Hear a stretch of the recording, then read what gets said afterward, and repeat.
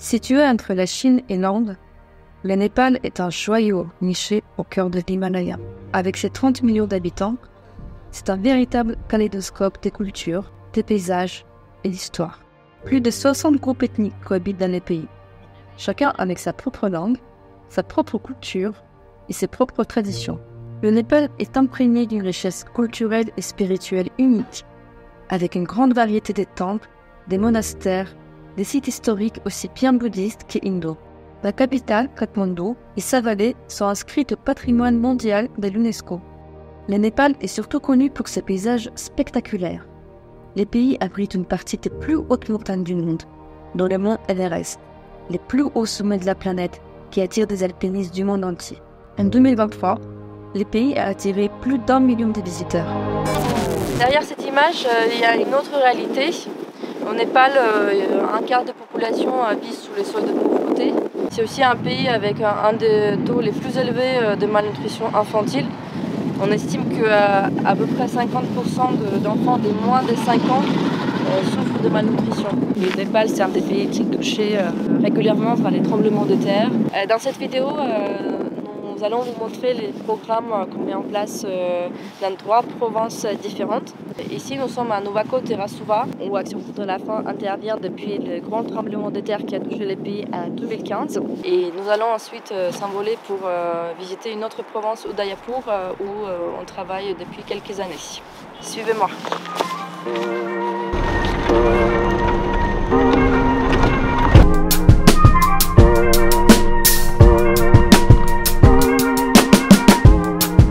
Moi je suis le référent technique opérationnel donc basé à Paris au siège d'Action contre la faim, et je suis avec Kripa qui est donc ma collègue qui est népalaise, qui donc elle est notre experte technique WASH au Népal. Je suis là pour visiter les projets d'accès à l'eau et à l'assainissement et à l'hygiène mis en place par Action contre la faim, donc avec le support de désolé pour la route, avec le support de la ville de Paris.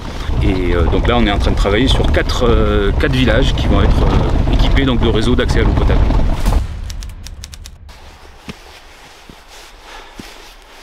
2700 mètres d'altitude. 2007. Alors qu'est-ce qu'on va voir ici? Ben là on va voir la source, enfin le captage de source qui va permettre de relier donc le village de Katlang. Et donc voilà, on va voir un petit peu à quoi ça ressemble.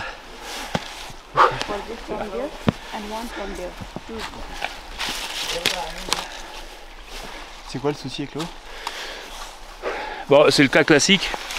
Là on est clairement dans le lit d'un petit ruisseau qui doit prendre sa source un petit peu plus haut là-haut. Mais bon, ça reste de l'eau de surface. L'eau qui coule ici, donc elle est potentiellement contaminée. Et le risque des eaux de surface, c'est les contaminations bactériennes qui peuvent transmettre des maladies hydriques, des diarrhées, la dysenterie, toutes sortes de maladies. Et en fait, ils ont construit la prise de la source dans le lit de ce petit ruisseau. Et évidemment, peut-être que le ciment n'était pas de très bonne qualité, l'érosion a fait son travail, et donc cette eau-là s'infiltre dans la source. Et donc elle est plus protégée. Donc ça, il va falloir le revoir, parce que du coup, c'est plus une eau qui est potable, quoi. Enfin, mais c'est pas grave, on va mettre des roches, on va mettre des gabions, on va consolider, on va refaire étanche, et puis après ça sera très bien.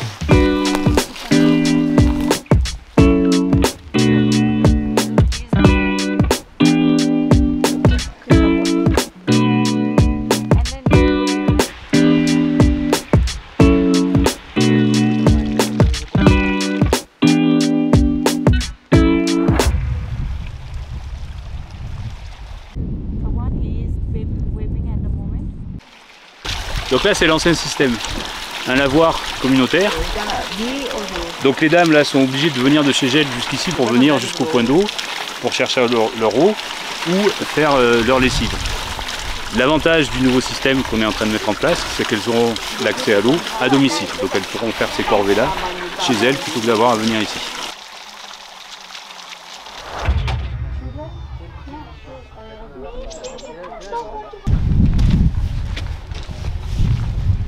Donc là ici dans ce village il y a une 50aine de maisons, donc on est en train de refaire en fait le réseau d'accès à l'eau, La nouveauté de ce réseau par rapport à ceux qu'on faisait dans le passé, c'est qu'en fait là on a des robinets qui sont vraiment à domicile, dans la maison.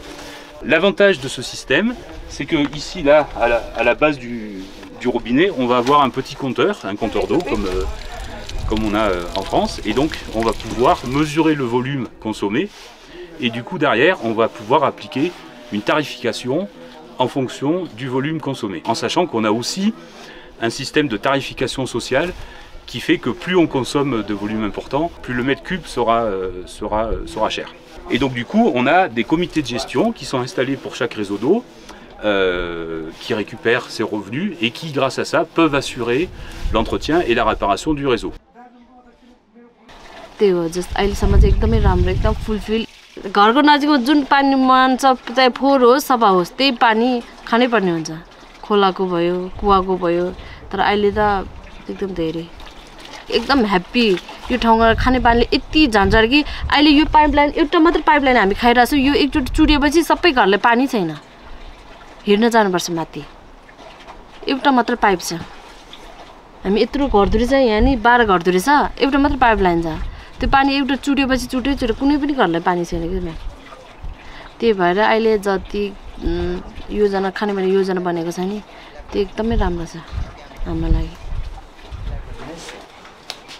L'autre point fort de ce projet, c'est qu'on va aussi prendre en considération les eaux usées, qu'on veut éviter de polluer les eaux de cette rivière qui ensuite va se jeter dans la rivière Trichouli. Donc pour ça, on va installer en fait des systèmes d'égout pour récupérer les eaux usées qui seront raccordées à une station d'épuration avec une épuration écologique. L'idée c'est quand même d'introduire dans ces régions de montagne du Népal, d'introduire l'idée que l'océan commence ici et donc si on veut préserver tout ça, il faut commencer par le haut et donc c'est aussi important d'épurer l'eau ici dans les régions de montagne. Et on sait que l'Himalaya, c'est pas pour rien qu'on le surnomme le troisième pôle, hein. C'est la troisième réserve d'eau douce au monde. Et de cet Himalaya, de cette chaîne himalayenne et de ce plateau tibétain naissent les grands fleuves, le Gange, l'Indus, le Brahmapoutre, etc., qui alimentent en eau toute l'Asie. On a plusieurs phénomènes qui sont liés au réchauffement, qui se déroulent dans ces zones de montagne, qui sont peu érodées puisque l'Himalaya est une montagne assez jeune. Donc le premier phénomène, ça va être la fonte des glaciers, la fonte des neiges, qui va créer des accumulations d'eau fondue en altitude. Et donc du coup, ça va créer une crue torrentielle d'eau qui va charrier des blocs rocheux, etc. Donc ça fait des avalanches vraiment meurtrières. Après, on a un deuxième impact qui va se multiplier aussi, c'est la fonte du permafrost. En fait, dans ces régions de haute montagne, la roche est tenue par le gel de l'eau qui est dans les fissures de la roche, et lorsque ce gel fond, ça fait aussi des avalanches, des coulées de terrain. Donc ça peut faire aussi beaucoup de dégâts. Après, on a aussi globalement une diminution des précipitations. Là, on est en janvier et on peut le voir, il n'y a quasiment pas de neige autour de nous. Les moussons sont de plus en plus erratiques. Donc globalement, on a moins d'eau qui tombe sous forme de neige ou sous forme de pluie. Et puis ça va être aussi un impact sur l'agriculture, puisque ce sont des populations de montagnardes qui sont très dépendantes en fait de leur agriculture de subsistance pour manger tous les jours. Et là, évidemment, ça devient de plus en plus dur d'avoir des conditions d'irrigation satisfaisantes, puisqu'il y a de moins en moins de pluie, et donc il faut aller chercher de l'eau, et ça risque de devenir un petit peu compliqué pour eux dans les années à venir. अब अरु बेला पोहोर त पानी पर्दै थिएन एकचोटि पनि पानी परेको छैन यसपालि राम्रोसँग त्यो पानी चाहिँ किन नपरे के कारणले चाहिँ पानी नपरे यो वर्ष त्यो चाहिँ थाहा भएन भन्दा चाहिँ पानी बढ्यो हैन पानी नपरेर बिउ राख्ने बेला पानी नपरेर पुरै बिउ सुकेर पानी नपाएर अब बिउ राख्ने बेला पानी परेन राखेको जति सबै डढिहाल्यो त्यसपछि राख्ने उपाय छैन राखेर रोप्दा ढिलो हुन्छ त्यही भएर रोप्दै रोप्दैन.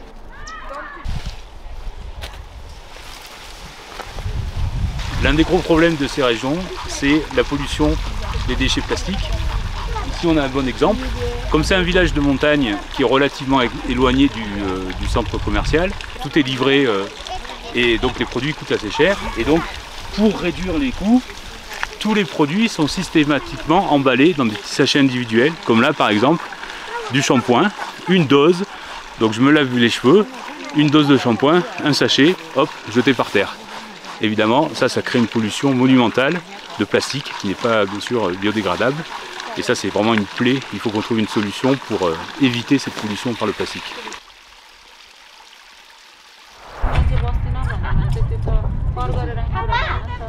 Là, nous sommes à Gatlang, donc un village à 2300 mètres d'altitude.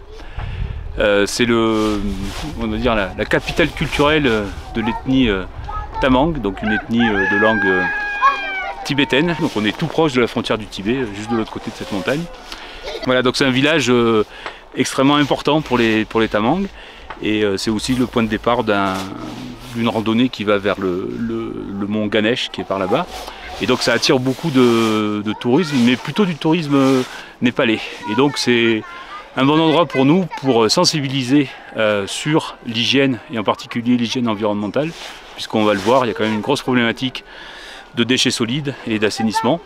Et donc si on arrive à faire de ce village un petit peu un village modèle propre, peut-être que ça donnera des idées aux touristes qui passent par là pour faire la même chose chez eux.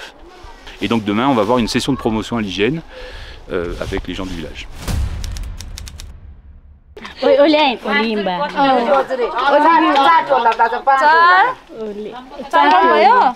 we are talking about their personal hygiene, the water purification techniques, the hand washing techniques, and the other thing is we are talking about the environmental cleanliness. In this village there are altogether like about 414 households, and later on we are also going to show how we teach them to segregate the different kinds of waste as per the combustible waste and non-combustible waste, also from degradable and non-degradable waste. So as you can see, right now we are mobilizing the same group we just had a session with about the environmental cleanliness, and we are gathering, we are collecting the garbages around the villages and then segregating them according to their combustible and non-combustible waste.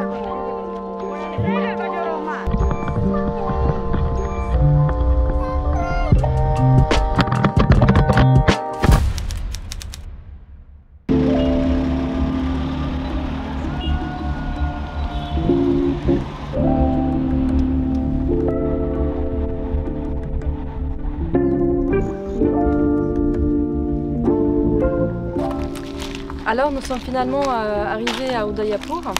À savoir, Udaipur c'est une région avoisinante de l'Inde, mais qui est fortement impactée par les aléas climatiques, dont la sécheresse, des périodes très sèches, mais aussi des inondations qui détruisent les maisons et aussi les moyens de subsistance.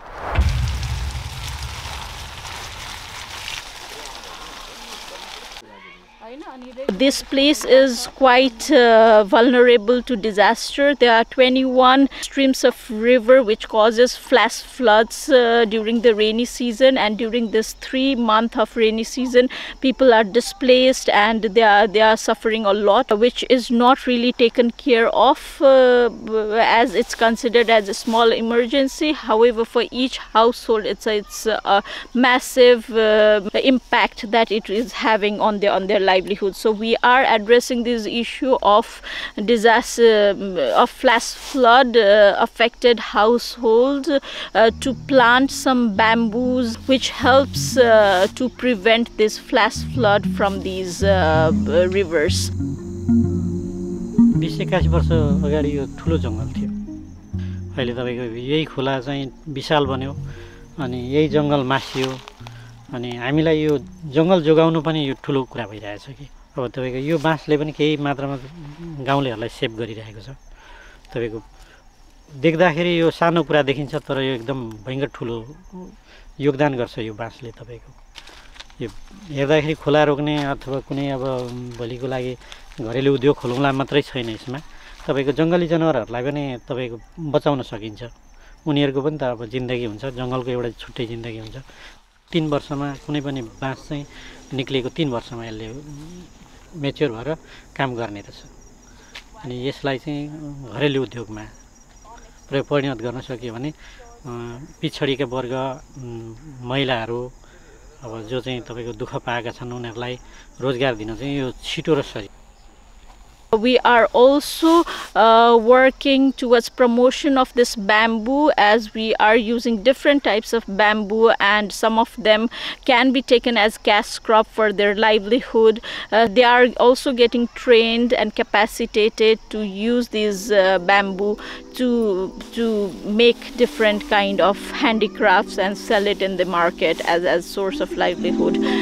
हामीलाई एउटा बाँस बराबर 25-26 वटा बन्द रहेछ, हामीलाई थाहा थिएन, उहाँहरुबाट जानकारी भयो। यो बाँस रोप्नको लागि चाहिँ सबैजनाले राम्रो हुन्छ, यसरी यो बाँस दिनको लागि चाहिँ बाँस रोप्नको लागि नर्सरी दिन मलाई किन उचित लाग्यो भने यो बाँसले धेरै मान्छेलाई, धेरै जनालाई, हामीलाई पनि धेरै जान्न थियो। हामीलाई यो बाँस रोप्दाखेरि यस्तो रोपेर यसरी गर्नुपर्छ भनेर हामीलाई थाहा थियो हैन। यहाँ त अब हाम्रो मेरो जग्गा भन्ने त कतिपयलाई थाहा पनि थिएन। अनि यो रोपिसकेपछि चाहिँ सबैलाई थाहा भयो, उहाँहरुको पो रहेछ, तिम्रो पो हो भन्छन् के, जसले पनि बाटो हिँड्नेले यो जग्गा त तिम्रो हो, यो नर्सरी कहाँबाट कसरी रोपेको, कहाँबाट हो, यो कतिवटा बिरुवाबाट बनेको, कतिवटा बाँसबाट बनेको भन्दाखेरि एउटा बराबर 25-26 वटा बन्द रहेछ। हामीलाई पनि थाहा थिएन, सरहरु मार्फत हामीले जान्यौं, हामीले तालिम लिएपछि हामीले यसरी रोपेको हो भनेर हामीले। The women in Belaka municipality are living a tough life. They are living a life as a single parent, having no male member in their family.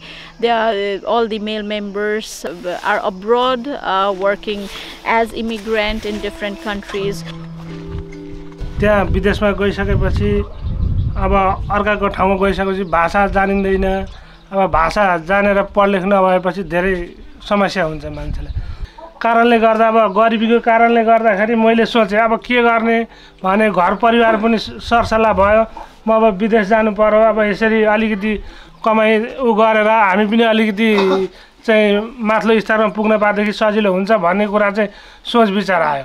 अनि यहाँ अब नेपालमा केही अब त्यस्तो उहरू आफूलाई आम्दानी हुने कुराहरू केही नजानेको कारणले गर्दाखेरि अनि म विदेश जिने पर्यो। अनि विदेश जाने परे, अनि साउमा ऋण काटेर विदेश गए। विदेश गएपछि विदेशमा पनि धेरै दुःख खेप्नु पर्यो, धेरै कष्ट गर्नु पर्यो। त्यहाँबाट काम गर्दै जाँदाखेरिमा मेरा अनि बाल बच्चाहरू अब भर्खर श्रीमती मात्रै थियो। अनि विदेश जाने समयमा एउटा छोरा जन्म्यो, जेठो छोरा। अनि जेठो छोरा जन्म्यो अनि म विदेश गएँ। विदेश गइसकेपछि काम गर्दै यो पलाई झरेर मेरो यो खुट्टाहरू काट्दियो, अनि यो अम्ला पनि चुटाइदियो। अनि यो अम्ला चुटाइदियो, यो पोइतालाको छालाले मात्र यो 4टा अम्ला थामेको थियो। अनि त्यहाँदेखि उसले अनि ठिक भइसकेपछि अनि म यहाँ घरमा आएँ। घरमा आएर अनि यताउति गरेँ। अनि त्यहाँदेखि अहिले यो सरहरूले मलाई तालिम लिएर दिनुभयो। यहाँ 10-20 जनाको काम पनि भयो। त्यस्तो उत्पादन गर्ने क्षमतामा चाहिँ अहिले म एकदम गौरव लाग्यो मलाई पनि, म पुरा गर्न सक्छु।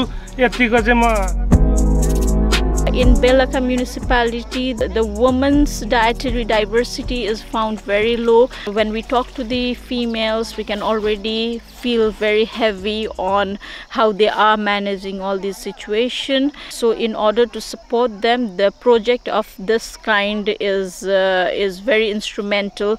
Like a friend, being with them at every step and encouraging them on the work that they are doing. They are the vulnerable group. They are the pillars in the society. They are taking care of the young children all by themselves. So that's why we are working with these women. These women are not aware of their rights, especially right to health and right to equal pay. So in that sense, we are trying to improve the dietary diversity of the women living in these areas with promotion of these indigenous crops, especially those categorized as neglected and underutilized crops.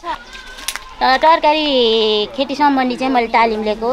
यो तालिम लिएपछि अलिक कुराहरू हामी अलिक अनपढ मान्छे हैन, शिक्षा नभएको मान्छे अब यस्तो कुना ठाउँमा बसेका छौँ। यो अहिले पो अलि बाटोहरू आएको छ, पहिले बाटो थिएन, केही थिएन। अब जङ्गलमा हुर्केको हामी मान्छे हो। धेरै हामीले शिक्षाहरू पाएको छौँ। यो तरकारी खेती सम्बन्धी अब कसरी जोगाउने, किराबाट कसरी अब यो बिसारी मुक्त कसरी बनाउने, कसरी चाहिँ बिसारी नहाली चाहिँ उत्पादन गरेर खान सकिन्छ भन्ने कुराहरू हामी धेरै सिकेका छौँ। पहिले त्यसो थाहा थिएन जे पायो त्यो खायो So these are the community sessions happening of the farmers group. Today we have invited 2 farmers group together to take their feedback on the seeds that we have provided on nuts. Under that we had identified 7 different variety of crops which are rich in micronutrient and can be used in their kitchen garden or like nutrition garden around their houses. So as part of that, now that most of them are engaged in this kitchen gardening and they are seeing some advances on this, we are today taking feedback from them on what could be improved or what is working very well for them so that we could course correct or encourage them for future activities of similar kind.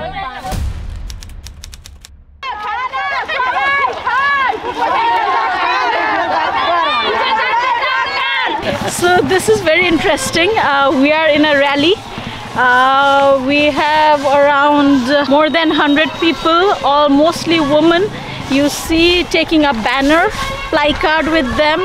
All placard have different messages on nutrition, that eating diversified food to promoting indigenous crops for climate change to all the behavior change messages and what is right things to practice in nutrition. So it's very, very interesting what is happening.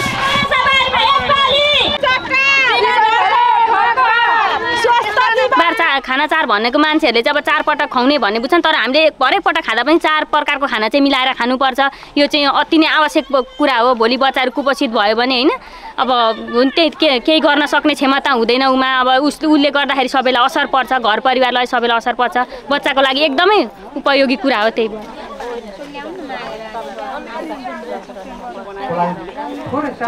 We feel like we need to continue this kind of project, and as we are seeing the result that women feel more confident and they are coming up with their own business plan, they are trained enough, they are doing income generating activities and they would like to do more of so.